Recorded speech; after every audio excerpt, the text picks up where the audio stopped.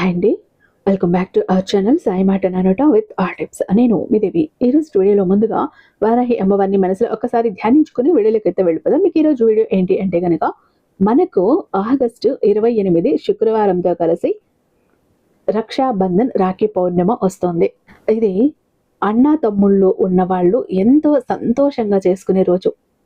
వాళ్ళ తోబుట్టులు ఎవరైతే ఉన్నారో, వాళ్ళ సహోదరులు ఎవరైతే ఉన్నారో వాళ్ళు ఎప్పుడూ సంతోషంగా ఉండాలని, ఆయురారోగ్యాలతో ఉండాలని, అష్టైశ్వర్యాలతో తొలతూగాలని ఆడబిడ్డలు, అక్కా చెల్లెళ్ళు ఆశించి అన్నదమ్ముల కోసం చేసుకునే ఒక పండుగ. ఈ ఒక పండుగ రోజు పొరపాటును కూడా మీరు భయంకరమైన ఈ భద్రా ముహూర్తంలో రాఖీ కట్టారు, వాళ్ళకి ఆస్తి నష్టం జరుగుతుంది, డబ్బు నష్టం జరుగుతుంది, సంవత్సరం అంతా యాక్సిడెంట్లు అవుతూనే ఉంటాయి, ఉన్న ఉద్యోగం పోతుంది, అప్పులు పాలైపోతారు, విపరీతమైనటువంటి నష్టాల్లో కూరుకుపోతారు, అనారోగ్య సమస్యలు చుట్టుముట్టేస్తాయి. ఒక్కటి కాదు, రెండు కాదండి, అంతలా కూడా మీ అన్న తమ్ముళ్ళని దెబ్బతీస్తుంది ఈ ఒక భద్ర ముహూర్తం. ఈ భద్ర ముహూర్తం ఎంత భయంకరమైనది అంటే, మనకు రావణాసురుడు ఎవరైతే ఉన్నారో ఆయనకి వాళ్ళ చెల్లి భద్ర ముహూర్తంలో రాఖీ కట్టడం వల్ల ఆయన రాజ్యాన్ని కోల్పోయాడు, పేరును కోల్పోయాడు, ప్రతిష్టను కోల్పోయాడు, ఆఖరికి ప్రాణాలను కూడా వదిలేశాడు. ఆ రాఖీ కట్టిన ఆ సంవత్సరం ఏదైతే ఉందో ఆ తర్వాత తను జీవితంలో ధ్వంసం జరిగిపోయింది. మొత్తం కూడా రాజ్యాన్ని పోగొట్టుకున్నాడు, సర్వనాశనం అయిపోయాడు, ఆఖరికి ప్రాణత్యాగం కూడా చేశాడు ఈ ఒక భద్రా ముహూర్తం వల్ల. అంతటి భయంకరమైన భద్రా ముహూర్తంలో పొరపాటున కూడా మీరు రాఖీ కట్టకండి. అయితే ఈ విషయం చాలా మందికి తెలియదు, కొంతమందికి మాత్రమే తెలుసు. ఎంతో ఆశగా మా అన్నకి, మా తమ్ముడికి ఈ రాఖీ కట్టినప్పటి నుంచి ఎంతో బాగుండాలి, వాళ్ళు ఆర్థికంగా ఎదగాలి, జీవితంలో సక్సెస్ అవ్వాలి, సంతోషంగా ఉండాలి, నిండు నూరేళ్లు ఆరోగ్యంతో ఉండాలి అని ఎంత ఆశపడి అక్కా చెల్లి అన్నా తమ్ముడికి రాఖీ కడుతున్నారో, ఈ ఒక భద్రా ముహూర్తం గురించి తెలుసుకోకుండా అలా కట్టడం వల్ల వాళ్ళని మీరు చిక్కుల్లో పడేస్తున్నారు.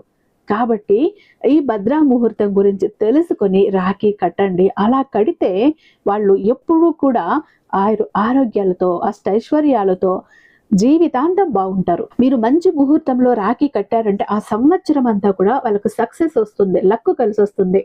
ఏ పని మొదలు పెట్టినా కూడా అంత విజయవంతంగా పూర్తవుతుంది, ఎప్పుడూ ఆనందంగా ఆరోగ్యంగా ఉంటారు. మరి ఎప్పుడు కట్టకూడదు, ఎప్పుడు కట్టాలి, ఈ భద్రా ముహూర్తం ఎప్పుడు వచ్చింది, ఆ తర్వాత ఈ రాఖీ ఎప్పుడు కట్టాలి, ప్రతి ఒక్కటి కూడా మనం మాట్లాడుకుందాం. అలాగే ఈరోజు మనము కొన్ని ప్రాబ్లమ్స్కి కొన్ని రెమెడీస్ కూడా చెప్పుకుందామండి. కాలసర్ప దోషం ఉన్నా, మీకు శత్రువుల పీడ ఎక్కువగా ఉన్నా, మీకు కోపం చిరాకు ఎక్కువ ఉన్నా, మీకు కలిసి రాకపోయినా ప్రతి ఒక్కదానికి కూడా ఈ రాఖీ పౌర్ణమి రోజు మనం చేసుకోవాల్సిన కొన్ని రెమెడీస్ ఉన్నాయి, అవి మనం చెప్పుకుందాము. వీడియో చాలా ఇంట్రెస్టింగ్గా ఉండబోతుంది, ఎక్కడా కూడా మిస్ అవ్వకండి. వీడియోని లైక్ చేసి, షేర్ చేసి, మన ఛానల్ని సబ్స్క్రైబ్ చేసుకుని ప్రతి ఒక్కరికి ఈ వీడియోని షేర్ చేయండి. అయితే ఎంత నమ్మకమైన గురువు గారండి, శ్రీ వారాహి అమ్మవారి జ్యోతిష్యాలయం, వారాహి అమ్మవారి ఉపాసకులైనటువంటి గురూజీ సిద్ధాంతి సుబ్రహ్మణ్య రాజు గారు, నెంబర్ 1 వశీకరణ స్పెషలిస్ట్. వీరి మొబైల్ నెంబర్ 7386242425. మీకు ఎలాంటి ప్రాబ్లమ్స్ ఉన్నా కూడా నిర్మోహమాటంగా ఈయన్ని కాంటాక్ట్ అవ్వచ్చు. ప్రతి ప్రాబ్లంకి ఈయన దగ్గర సొల్యూషన్స్ ఉన్నాయి. మీరు ఫోను ద్వారా వివరిస్తే చాలు, పూజల ద్వారానే ఆ ప్రాబ్లమ్స్ నుంచి మిమ్మల్ని బయటపడవేస్తారు. ముఖ్యంగా ఈయన గల్ఫ్ కంట్రీస్ లో ఉన్న వాళ్ళకి, యుఎస్ లో ఉన్న వాళ్ళకి ఎనీ టైం అందుబాటులో ఉంటారండి. మాకు ఇక్కడ నైట్ అయింది కదా, లేదా అక్కడ నైట్ అయింది అనో, ఇలా మనకు టైం అన్నది మనకు పగలు, వాళ్ళకి రాత్రి మనకు పగలు ఉంటుంది. అలాంటి సమయాల్లో ఆలోచించి ఆగిపోకండి. ఏ టైంలోనైనా ఈయన మీకు అందుబాటులో ఉంటారు.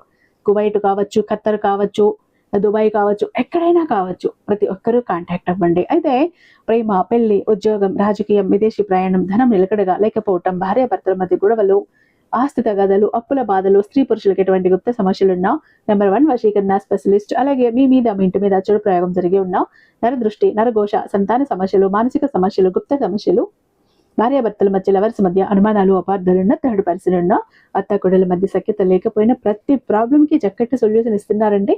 కాబట్టి స్క్రీన్ మీద ఉన్నటువంటి నెంబర్కి ఒక్కసారి కాల్ ట్రై చేసి చూడండి. ఆ తర్వాత మీ హ్యాపీనెస్ని మీరైతే షేర్ చేసుకుంటారు. అయితే ఇక వీడియోలకి వస్తే కనుక మనకు ఈ భద్రా ముహూర్తం ఎప్పుడు ఉంది, మీరు రాఖీ ఎప్పుడు కట్టకూడదు, ఎప్పుడు మంచి సమయం ముందు ఎప్పుడు కట్టాలి, ప్రతి ఒక్కటి నేను చివరన చెప్తాను. ఆ లోపు మీకు కొన్ని రెమెడీస్ చెప్తాను, ఖచ్చితంగా యూజ్ అవుతాయి, చూడండి. అయితే ఇక్కడ మనము లేడీస్ మాత్రమే రాఖీ కడుతూ ఉంటాం. అయితే పురుషులు కూడా కట్టొచ్చు, వాళ్ళ ఆర్థిక ఇబ్బందులు, అనారోగ్య సమస్యల నుంచి బయటపడటానికి. ఎక్కడ కట్టాలి, ఎలా కట్టాలి? మనం ఆడవాళ్ళం ఏం చేస్తామంటే రాఖీ కట్టేటప్పుడు నేరుగా మనం స్నానం చేసుకుని, పూజ చేసుకుని, ఇంట్లో ఉన్నటువంటి అన్న తమ్ముడికి, మన సహోదరులకి కడుతూ ఉంటాం. అందుకు ముందుగా మీరు ఏం చేయాలో తెలుసా?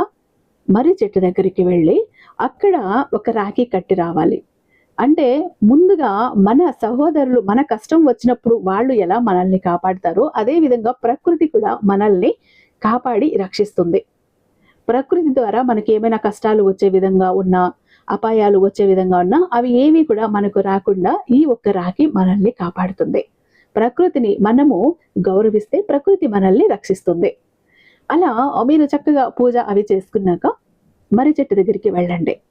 అక్కడికి వెళ్ళి మీరు ఈ ఒక్క రాఖీ ఆ చెట్టుకు కట్టి, ఆ తర్వాత ఆవాల నూనె దీపం వెలిగించి మీరు సంకల్పం చెప్పుకోండి. ఈ రోజు నా అన్న తమ్ముడికి నేను రాఖీ కట్టడానికి వెళ్తున్నాను. వాళ్ళ జీవితంలో ఏది కూడా లోటు ఉండకూడదు. ఆస్తి, అంతస్తు, ఐశ్వర్యాలు, ఆరోగ్యాలు, ఆనందాలు అన్నీ కూడా వాళ్లకు ఇవ్వు అని చెప్పి, మా బంధం ఎప్పుడూ ఇలాగే ఉండాలి అని చెప్పి మీరు సంకల్పం చేసుకుని మొక్కుకొని రండి.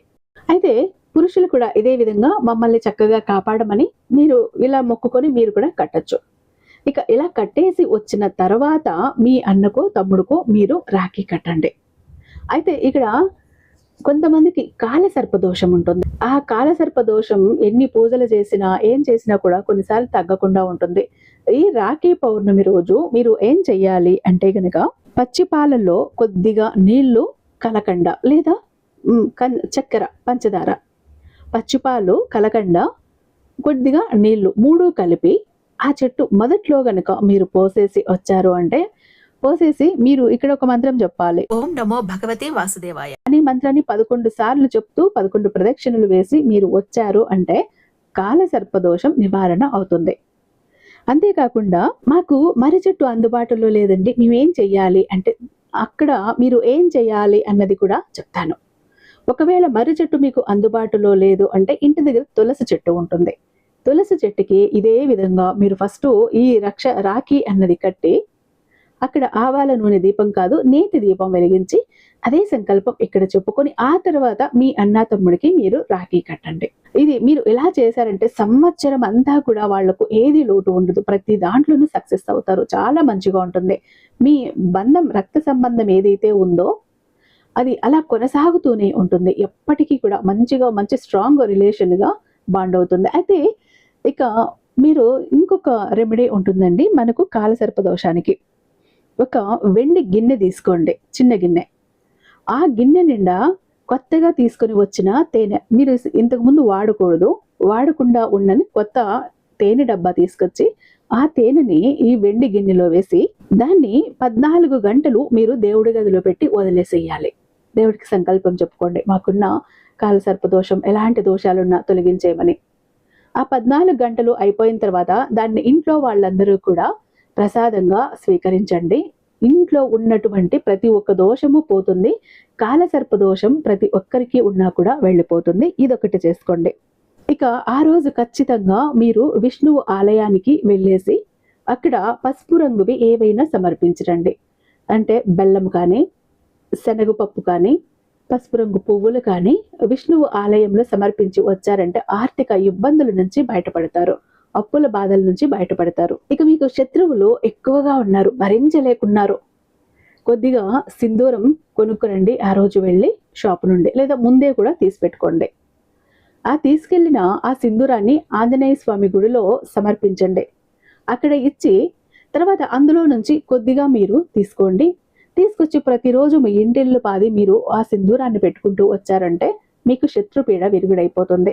అలాగే చెడు శక్తులు ఏవైనా ఉంటే కూడా దూరం అయిపోతాయి. ఇక కొంతమందికి చీటికి మాటికి కోపం వస్తుంది, చిరాకు వస్తుంది, ఫ్రస్ట్రేట్ అవుతూ ఉంటారు.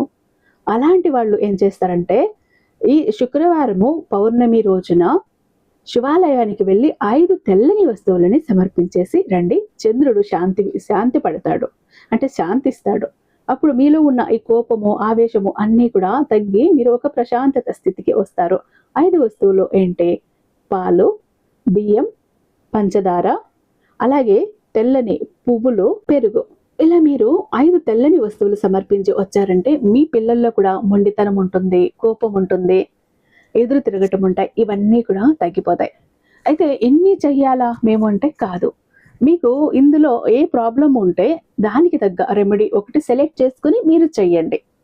అయితే ఇక్కడ ఒక్కొక్కరికి ఒక్కొక్క ప్రాబ్లం ఉంటుంది కదా! అందుకే ఇన్ని రెమెడీస్ చెప్పాను. సరే, ఇప్పుడు మనకు భద్రా ముహూర్తం ఎప్పుడు వచ్చింది? ఆగస్టు 28వ తేదీ శుక్రవారం రోజు భద్రా ముహూర్తం లేదు. అయితే మరి ఎప్పుడు ఉంది? మనకు ఆగస్టు 27వ తేదీ గురువారము ఉదయం 9:08 పౌర్ణమి స్టార్ట్ అయిపోతుంది. అంటే 27వ తారీఖు ఉదయమే 9:08 నుంచి స్టార్ట్ అయిపోతుంది. చాలా మంది ఏమనుకుంటారు, ఈ రోజు కూడా పౌర్ణమి ఉంది, ఈ రోజు కట్టేస్తాంలే రాఖీ అనుకుంటారు. అంటే వాళ్ళ వీలును బట్టి ఎక్కడికైనా వెళ్ళాల్సి రావచ్చు, ఎమర్జెన్సీ పని పడచ్చు. కానీ ఈ 27వ తేదీ పౌర్ణమి రోజు, ఆ రోజంతా భద్రా ముహూర్తం ఉంది. అస్సలు కట్టడానికి వీల్లేదు. కట్టారు అంటే మీ చేతులతో మీరు మీ అన్నా తమ్ముడిని కష్టాల్లోకి నెట్టేస్తున్నారు అని అర్థం చేసుకోండి. అయితే ఎప్పుడు కట్టాలి? ఒకవేళ మీరు కట్టేలాగా ఉంటే గురువారం 9 గంటల లోపే కట్టేసేయాలి ఉదయం. లేదు, మనకు శుక్రవారం అంటే 28వ తారీఖు పౌర్ణమి ఉంది. మీరు ఆ రోజంతా కూడా కట్టచ్చు. ఆ రోజు హ్యాపీగా కట్టుకోవచ్చు. ఆ రోజు భద్రా ముహూర్తం లేదు. కాబట్టి 27వ తేదీ ఎట్టి పరిస్థితుల్లో కూడా రాఖీ కట్టకండి. ఆ రోజు ఫుల్ డే అంతా కూడా పౌర్ణమి ఉంది కదా, మేము 27వ తేదీని కట్టేస్తాము అన్నారంటే కోరి కష్టాలు తెచ్చిపెడతారు మీ అన్నా తమ్ముడికి, మీ చేతులారా మీరే. ఆ రోజంతా కూడా భద్రా ముహూర్తం ఉంది, కట్టకండి. కాబట్టి శుక్రవారం రోజు కట్టండి. లక్ష్మీ అమ్మవారి ఆశీర్వాదాలు ఉంటాయి. మీ అన్నదమ్ములకి మీరు మేలు చేసిన వాళ్ళు అవుతారు. వాళ్ళ లైఫ్లో సక్సెస్ అవుతారు, గ్రోత్ అవుతారు, ఎలాంటి కష్టాలు ఉండవు. ఇంతకు ముందు కంటే కూడా ఈ సంవత్సరం మీరు రాఖీ కట్టాక ఎంతలా ఎదుగుతారో మీ కళ్ళారా మీరే చూస్తారు. కాబట్టి 27వ తారీఖు ఎట్టి పరిస్థితుల్లో కట్టకండి, 28వ తారీఖునే కట్టండి. అయితే ఇక్కడ నేను చెప్పిన విషయాలన్నీ ఖచ్చితంగా గుర్తుంచుకోండి. ఓకేనా? ఐ హోప్ ఈ వీడియో మీకు నచ్చే ఉందని భావిస్తున్నాను. రేపు మరొక మంచి వీడియోతో మీ ముందుంటాను. అంతటిదాకా సర్వేజన సుఖినో భవంతు.